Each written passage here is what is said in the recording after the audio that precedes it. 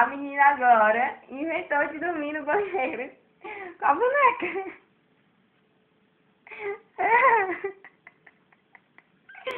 Ô, Daphne, se levanta daí, mulher. Ela não quer sair. Daphne, bora. Isso não é canto, mulher, de tu dormir. O jeito que a criança está dormindo. Trouxe os 2 travesseiros. Bubu. Bora.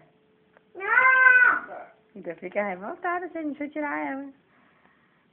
Tô gravando pra sua mãe ver. Sua marmota. Bora. Não quer ficar nem um canto, quer dormir aqui no banheiro. Bora, bora. Daphne, olha pra ti. Bora, bora.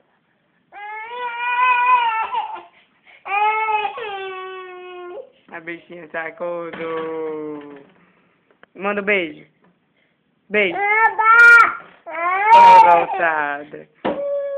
É muito triste não poder dormir dentro do banheiro, né?